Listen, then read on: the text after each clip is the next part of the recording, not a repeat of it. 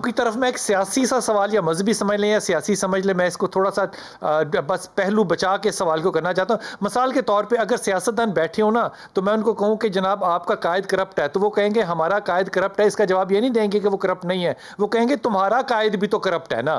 ये जब उलमा के पास बहस जाती है ना, मुझे लगता है कि इसमें उलमा का एक बहुत बड़ा हिस्सा जो है वो शायद ये होना चाहिए था कि इसका जवाब जो है वो ये नहीं देना चाहिए कि अच्छा हम बुरे हैं तो तुम भी गंदे हो। ये सियासी जवाब नहीं होने चाहिए थे, इल्मी जवाब होने चाहिए थे।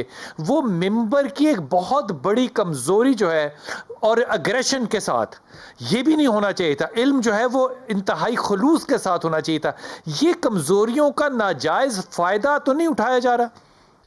देखें बिलाल भाई, बड़ी एक वाज़ेह सी बात है। आपने पहले एक लफ्ज़ कहा था कि क्या हमने सोचा था कि कभी हम इस टॉपिक पे भी गुफ्तगू करेंगे।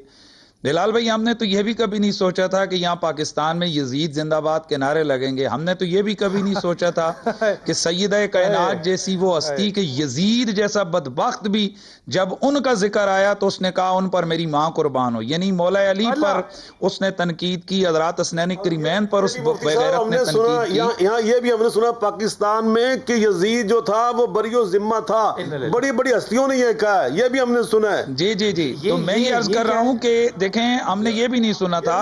और यजीद जो है ना, उसके हवाले से उस पलीद ने सैयदा कायनात के हवाले से उसकी भी जरूरत नहीं हुई। जब उसके सामने कहा गया तो उसने सर झुका के कहा कि हाँ फातिमा पे तो मेरी माँ कुर्बान हो जाए। तो अर्ज करने के ये मतलब है, हमने तो ये कुछ नहीं सुना था, लेकिन अब हालात ऐसे हो रहे हैं।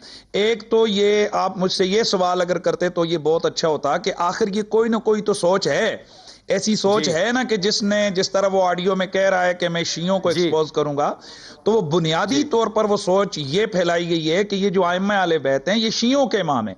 और ये बदबख्ती बहुत सारे स्टेजों पे हो रही है, बहुत सारी किताबों में मौजूद है, बहुत सारे इंस्टीट्यूट्स और बहुत सारे इदारों में इस किस्म की सोच को परवान चढ़ाया जा रहा है। और सॉरी टू से इसके पीछे बहुत सारे सियासी मकासद हैं। हमारे जो मिडल ईस्ट की चंद रियासतें हैं उनकी आपस में जो चपकलश है वो इसके पीछे सबसे बड़ा मैन किरदार है। मैं उस टॉपिक को नहीं लाना चाहता, लेकिन ये हकीकत है, ये ट्रुथ है कि ये मुसलमानों में ये फैला दो, ये इनमें तकसीम कर दो कि ये शियों के इमाम है, ये सुन्नियों के इमाम है।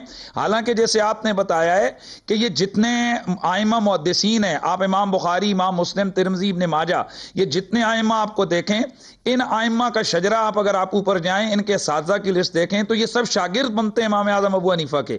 इमाम आज़म अबू हनीफा को देखें तो जैसे आपने फरमाया, इमाम आज़म अबू हनीफा ये शहीद अहले बैत हैं। ये भी हमें एक्सपोज करने की जरूरत है, इस मामले को भी हाईलाइट करने की जरूरत है मेरे भाई, कि इमाम आज़म अबू हनीफा के बारे में ये कह दिया जाता है कि जी उनको मंसूर ने शहीद किया जी क्योंकि उन्होंने चीफ जस्टिस का ओहदा कबूल क्यों नहीं किया। और भाई ये भी कोई अक्ल वाली बात कर रहे हो।